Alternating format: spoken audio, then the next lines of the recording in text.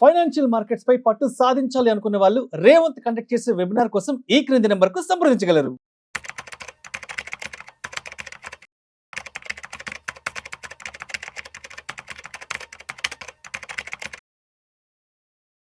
Welcome to Vishnu talks. నేను విష్ణు. ప్రస్తుతం నాతో పాటు NISM and CRISIL certified wealth manager Revanth Chalamala ఉన్నారు. వారితో మాట్లాడదాం. నమస్తే రేవంత్. నమస్తే అండి. Revanth, welcome to Vishnu talks. Thank you sir. So Revanth, మొత్తానికి మార్కెట్లు లాభాల పట్టాలు ఎక్కుతున్నాయి ఏమో అనిపిస్తుంది. అండ్ లాస్ట్ 3-4 మంత్స్ అంతా ట్రంప్ టెన్షన్స్తో గందరగోళమైంది. అండ్ లాస్ట్ వారం 10 రోజుల నుంచి యుద్ధానికి సంబంధించిన వార్తలతో కూడా కొంత ప్యానిక్ అవుతుందేమో అనిపిస్తుంది. బట్ మార్కెట్ ఏది కూడా లెక్క చేయకుండా అంటే యుద్ధానికి సంబంధించిన వార్తలు కూడా పక్కకి తోసేసింది. అండ్ మొత్తానికి ఇప్పుడైతే కొంత ర్యాలీ స్టార్ట్ అవుతుంది. సో ఎందుకంటారు, ఇవాళ వీకెండ్ మార్కెట్ చాలా పాజిటివ్గానే ముందుకు వెళ్ళిందని చెప్పుకోవచ్చు. ఎటువంటి కారణాలు ఇక్కడ మనకి దోహదపడ్డాయి అసలు? సో ఇప్పుడు మనం చేసేది ఒక రకంగా వీకెండ్ మార్కెట్ అనాలిసిస్. సో ఈ వారం అంతా కూడా మార్కెట్ ఒక రకంగా చెప్పాలంటే న్యూట్రల్ క్లోజింగ్ ఇచ్చిందని చెప్పాలి. సో పోయిన శుక్రవారం మన అనాలిసిస్లో మీరు అడిగినప్పుడు కూడా ద సేమ్ స్టాండ్స్, మొన్న మంగళవారం రోజు కూడా సేమ్ స్టాండ్స్ మెయింటైన్ చేసాం. న్యూట్రల్ టు నెగిటివ్ బయాస్ అనుకున్నాను లేని కానీ, కాకపోతే న్యూట్రల్గా పాజిటివ్ క్యాండిల్ ఫామ్ చేసింది. ఒక 0.5, 0.3 పాజిటివ్ క్యాండిల్ మాత్రమే ఇచ్చింది.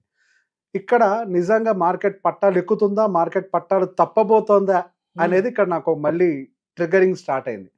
మార్కెట్లో ఫామ్ అవుతున్నటువంటి క్యాండిల్ ప్యాటర్న్స్ ని గమనిస్తుంటే పైకి వెళ్ళినప్పుడల్లా సెల్లింగ్ అనేది ట్రిగ్గర్ అవుతుంది అనేది క్లియర్గా అర్థమవుతుంది.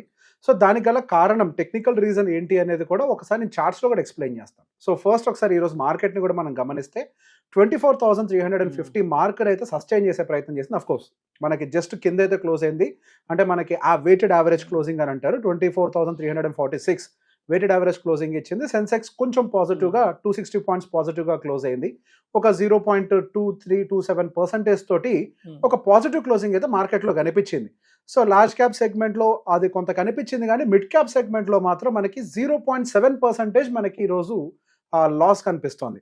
అంటే మనకి మిడ్ క్యాప్ సెగ్మెంట్లో సెల్లింగ్ అనేది మాత్రం కంటిన్యూ అవుతుంది. Where in small cap segment మాత్రం కొంతవరకు న్యూట్రల్గా అయితే ఉంది.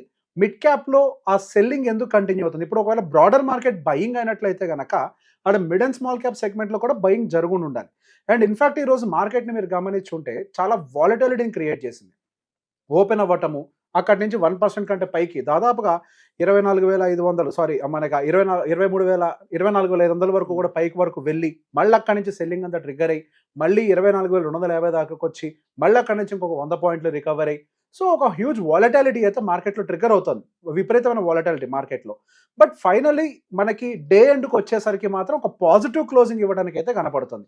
సో ఈ రోజైన వాల్యూమ్స్ ఏమన్నా తక్కువగా ఉన్నాయంటే అటువంటి కండిషన్ ఏం లేదు. అంటే ట్రేడింగ్ వాల్యూమ్స్ అంతా కూడా ప్రాపర్గానే ఉన్నాయి. సో ఈ రోజు మన సెక్టర్స్ పాయింట్ ఆఫ్ వ్యూలో చూస్తే పాజిటివ్గా క్లోజ్ అయినటువంటి సెక్టర్స్ చాలా తక్కువగా ఉన్నాయి. Oil and gas segment maybe ఒక 0.7% పాజిటివ్గా క్లోజ్ అయింది. ఐటీ అయితే 0.27%, మీడియా అయితే 0.5 అంతే. అండ్ పర్టికులర్గా మనకి ఈరోజు ఎక్కువగా సెల్లింగ్ మనకి కన్జ్యూమర్ డ్యూరబుల్స్ ఎక్కువగా కనిపించింది. దాదాపుగా 1.6% వరకు కూడా సెల్లింగ్ అనేది అక్కడ యాక్సిలరేట్ అయినట్టుగా కనిపించింది. అటు ఎనర్జీ కావచ్చు, ఫార్మా, టెలికాం, రియాలిటీ, మెటల్, ఇవన్నీ కూడా కొంతవరకు సెల్లింగ్లో అయితే కనిపించాయి. సో ఈరోజు బ్రాడర్ ఇండెక్స్ వైడ్గా చూస్తే అంటే మెజారిటీ ఆఫ్ ద ఇండైసెస్ అన్నీ కూడా ఎక్కువ సెల్లింగ్ సైడ్ వెళ్ళాయి. సో ఆ సెల్లింగ్ వైపుగా వెళ్ళడానికి మల్టిపుల్ రీజన్స్ ఉన్నాయి. Again we will discuss. So ఈ రోజు మనకి ఒకసారి మార్కెట్ మూవర్స్ ఏంటి అనేది మనం గమనిస్తే అదాని పోర్ట్స్ మాత్రం మంచి మూవ్మెంట్ని క్రియేట్ చేసింది. దాదాపు 4% అప్ సైడ్ మూవ్ అయింది. And IndusInd Bank 1.7, Bajaj Finance 2.6, Maruti Suzuki 1.2 and Tata Steel 0.7. And top లూజర్స్లో జేఎస్డబ్ల్యూ స్టీల్ వచ్చేసరికి 5.5, ఆయిషా మోటార్స్ 2.3% లూజ్ అయింది, Bajaj Auto 2.4, Hero MotoCorp 2.2, Nestle 2.1. So next వచ్చేసరికి మనకు అసలు ఈరోజు వాలటాలిటీకి గల కారణాలు ఏంటి? మార్కెట్లో వాలటాలిటీకి మేజర్ రీజన్ మనం గమనించినట్లయితే ఒక ప్రాఫిట్ బుకింగ్ యాక్టివిటీ అయితే జరగచ్చు అని చెప్పేసి లాస్ట్ వీక్ కూడా అనుకున్నాం. అంటే ఒక రిలెంట్రెస్ ర్యాలీ మనకు 22,000 దగ్గర నుంచి 24,500 వరకు కూడా, అంటే ఒక 2,500 పాయింట్లు సుమారుగా మనకి ఒక రిలెంట్లెస్ ర్యాలీ జరిగింది విత్ ఇన్ నో టైం. అంటే మనం అందరం గమనించే లోపలే, అరే ఈ మార్కెట్ బాగా పరిగెడుతుందని గమనించే లోపల 2,500 పాయింట్లు పైకి వెళ్ళింది. సహజంగా ఇట్లా మూమెంటం పైకి వెళ్ళినప్పుడు బయింగ్ ఎగ్జాషన్ జరుగుతుంది, కొంత ప్రాఫిట్ బుకింగ్ జరగచ్చు అనేది యాంటిసిపేట్ చేశాము.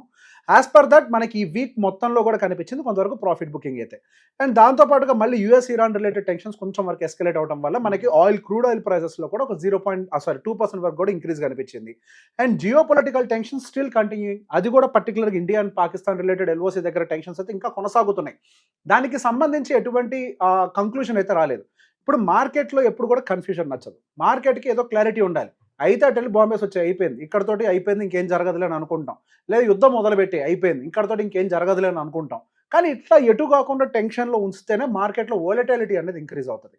సో ఈ వోలటాలిటీ, ఈ రీజన్ ఈ రోజు మేజర్ ఇంకొకటి యూఎస్ రిసెషన్ రిలేటెడ్ కూడా కొంచెం టెన్షన్స్ ఉంటాయా, దానికి గల కారణం ఏంటంటే యూఎస్ జీడిపి 0.3% స్ట్రింక్ అయింది. సో కన్సిక్యూటివ్ క్వార్టర్స్ మనకి స్ట్రింకేజ్ వస్తే రిసెషన్ అఫీషియల్గా అనౌన్స్ చేయాల్సి ఉంటుంది. సో అది కూడా ఏమైనా ఇంపాక్ట్ అయ్యే అవకాశాలు ఉన్నాయా? సో బేసిక్ ఇట్లా మల్టిపుల్ రీజన్స్ తోటి, అండ్ ఇందాక నేను చెప్పినట్టు 4 రీజన్లు ర్యాలీ అవ్వటము, US Iran tensions, India Pak tensions, US GDP shrink అవ్వటము, ఇదంతా కూడా మార్కెట్లో ఈరోజు కొంతవరకు ఇంపాక్ట్ చూపించింది. అదేంటి మనకి యుఎస్ రిసెషన్ ఫియర్ యుఎస్లో కనపడాలి కదా అంటే, యుఎస్ మార్కెట్స్ ఇండియన్ మార్కెట్స్ లాగా రీసెంట్గా రికవర్ అవ్వలే. ఇండియన్ మార్కెట్స్ బాగా ఎక్కువగా రికవర్ అయ్యాయి. సో ఎప్పుడైతే బాగా ఎక్కువగా రికవర్ అవుతాయో, మళ్ళీ టెన్షన్స్ కొత్తగా కనిపించినప్పుడు ఆ స్పేస్లో కొంతవరకు uncertainty plus profit booking trigger అయ్యే అవకాశాలు ఎక్కువగా ఉంటాయి. సో ఓవరాల్గా చూసినప్పుడు మాత్రం ఈ కన్సర్న్స్ అన్నీ కూడా ఈ షార్ట్ టర్మ్లో కొంతవరకు మనం కొద్దిగా కాషియస్గానే బిహేవ్ చేయాలి. మార్కెట్ అనేది బుల్లిష్గా పరిగెట్టే అవకాశాలు ఎక్కువగా కనిపించట్లేదు. మనకి ఇప్పుడు వస్తున్నటువంటి రిజల్ట్స్ కూడా ఇంకా మిక్స్డ్గానే ఉన్నాయి. సో వాల్యుయేషన్ డీవియేషన్ ఇంకా జరగకూడదు. మరి కొన్నాళ్ళు వెయిట్ చేయాల్సిన అవసరం ఉంది. మేబీ మనకి ఇంతకు ముందు చెప్పినట్టుగానే జూన్ జూలై అంటే ఇంకో క్వార్టర్ రిజల్ట్ కూడా చూడాల్సినంత వరకు కూడా మార్కెట్ ఎటువంటి డైరెక్షన్ అయితే తీసుకునే అవకాశాలు అయితే ఎక్కువగా కనపడట్లేదు. సో ఇప్పుడున్నటువంటి కండిషన్లో పర్టికులర్గా మనం ఒకసారి చార్ట్స్కి సంబంధించి కూడా చూద్దాం, ఎందుకు మార్కెట్స్ పైనుంచి రిజెక్ట్ అవుతుంది అంటానికి. సో చార్ట్స్లో మనం గమనించినా కానీ మార్కెట్ ఎక్కడ టాప్ నుంచి కిందకి పడ్డది అంటే 26,300 సుమారు అక్కడి నుంచి 22,000 కింద వరకు కూడా, దీని మొత్తానికి కూడా మనం ఒక ఫిబో డ్రా చేసినట్లయితే ఇప్పుడున్నటువంటి మార్కెట్ లెవెల్ని మనకి 60% రీట్రేస్మెంట్ లెవెల్ అని అంటారు. సో 60% రీట్రేస్మెంట్ లెవెల్ని బ్రేక్ చేసే దగ్గర మార్కెట్ కొంతవరకు రిజెక్షన్స్ ఎదుర్కొంటుంది. ఆ లెవెల్కి రాగానే కొంతవరకు ప్రాఫిట్ బుకింగ్ అనేది యాక్సలరేట్ అవుతుంది. అండ్ దీంతో పాటుగా మనం గమనిస్తే ఇక్కడ ఎఫ్ఐఐ డేటాస్లో కూడా కొంతవరకు నిన్న అంటే 1వ తారీఖున అంటే సారీ మనకి మే 1వ తారీఖు అంటే మే 1వ తారీఖున మనకి మార్కెట్స్ అయితే లేవు, గురువారం రోజు. కాకపోతే మనకి ఈ రోజు డేటా అంటే చూడాలి. నేను అనుకోవటం ఈ రోజు అయితే కొంతవరకు ఎఫ్ఐఎస్కి సంబంధించినటువంటి డేటా మేబీ ఏమన్నా కొంత వాళ్ళు ఇప్పటిదాకా పాజిటివ్గా ఉన్నారు కదా, మనకి టోన్ ఏమన్నా వాళ్ళు కొంచెం ట్యూన్ డౌన్ చేస్తారా అంటే వాళ్ళు కొంచెం ఏమన్నా స్లైడ్ సెల్లింగ్కి కానీ బయింగ్ తగ్గించడం కానీ లాంటివి చేస్తారా అనేది అనిపిస్తుంది. సో బేసిక్ ఈ డేటా ఇవాళ కనుక అప్డేట్ అయింది అని అంటే ఎఫ్ఐఎస్ స్టాండ్ ఏంటి అది కూడా క్లారిటీ వస్తుంది. సో దాంతో పాటుగా ఒకసారి మనకి ఓపెన్ ఇంట్రెస్ట్ డేటాను కూడా గమనించినట్లయితే మనం ఓపెన్ ఇంట్రెస్ట్ డేటాస్ కూడా అనలైజ్ చేస్తూ ఉంటాం కాబట్టి ఓఏ డేటా ప్రకారం మనం గమనించినట్లయితే దాదాపుగా మనకి బ్యారిష్ స్టాన్స్ అంటే మనకి హయ్యర్ సైడ్ వెళ్ళే కొద్దీ మేము సెల్లింగ్ చేస్తాము అని ఒక ప్రెషర్ క్లియర్గా అప్ సైడ్ కనపడుతుంది. 25,000 దగ్గరికి వెళ్ళినప్పుడల్లా అంటే దాని దరిదాపుల్లో కూడా పోలేకపోతుంది, 24,000 టచ్ చేస్తుంది, కిందకు వస్తుంది మార్కెట్. సో పైకి వెళ్ళినప్పుడల్లా కొంతవరకు ప్రాఫిట్ బుక్ చేయడం ద్వారానో సెల్లింగ్ చేయడం ద్వారానో మార్కెట్ కిందకు పుష్ చేస్తున్నారు. సో ఇది ఒక రెసిస్టెన్స్ లెవెల్గా ఫామ్ చేసే అవకాశాలు ఏమైనా ఉన్నాయా అనేది కూడా ఒకటి క్లియర్గా యాంటిసిపేట్ చేయాల్సి ఉంటుంది. సో దాంతో పాటుగా ఎస్ మార్కెట్లో కొంతవరకు మనకి ఈ Pak related India Pak related tensions maybe నాకు తెలిసి వీకెండ్లో ఏమైనా ట్రిగ్గర్ చేస్తారా, లేదంటే ఇంకా ఇలానే అన్సర్టనిటీ కంటిన్యూ అయిందంటే మాత్రం నెక్స్ట్ వీక్ కూడా మేబీ అన్సర్టనిటీ అంటే ఇదే విధంగా మార్కెట్ వాలటాలిటీ పెరగచ్చు. సో ఈ వీకెండ్స్లో సహజంగా ఎప్పుడు అనుకున్నట్టుగా యుద్ధం అనేది వీకెండ్లో అనౌన్స్ చేస్తారు. ఈ వీకెండ్ ఏమన్నా పోయిన వారం కూడా అదే అనుకున్నాం, ఈ వీకెండ్ వస్తుందని. సో బేసిక్గా ఇక్కడ పాయింట్ ఏంటి అంటే డైరెక్ట్గా యుద్ధం చేసేటువంటి పరిస్థితుల్లో ఏ దేశం కూడా రెడీగా ఉండదు. ఇప్పుడు యుద్ధం చేసిన దాన్ని చేయడం వల్ల వచ్చే లాభం కంటే చేయడం వల్ల జరిగే నష్టం ఎక్కువగా ఉంటుంది, ఎక్కువ ఎకానమీ కోల్పోవాల్సి ఉంటుంది. సో దానివల్ల కొంతవరకు మనకి ఇప్పటికీ కూడా ఎటువంటి క్లారిటీ కనిపించట్లేదు. ఆ క్లారిటీ కనిపించకపోవడం వలన ఈ అన్సర్టనిటీస్ అనేవి అయితే కొనసాగుతున్నాయి. సో గోయింగ్ ఫర్దర్ మార్కెట్లో ఇంకా ఈ అన్సర్టనిటీ అయితే కంటిన్యూ అవుతుంది. ఇక్కడ నుంచి అప్సైడ్ పొటెన్షియల్ మార్కెట్లు ఎక్కువగా కనిపించట్లేదు. అంటే రిస్క్ రివార్డ్ రేషియోస్ అని అంటాం కదా, అంటే పైకి వెళ్ళేదానికంటే కూడా ఇక్కడ నుంచి ఒకవేళ పొజిషన్స్ ఏమైనా తీసుకున్నా కానీ డౌన్ సైడ్ రిస్క్ ఎక్కువ ఉండొచ్చు. ఎక్కువ ఇన్ ద సెన్స్ ఆ 22,000 వరకే, అంతకు మించి పెద్దగా ఏం పోకపోవచ్చులేండి, కానీ ఆ 3-4%, 5% లోపలే ఏమైనా రిస్క్ ఉంటే ఉండొచ్చు అనుకుంటున్నాను. Thank you so much Revanth, most welcome.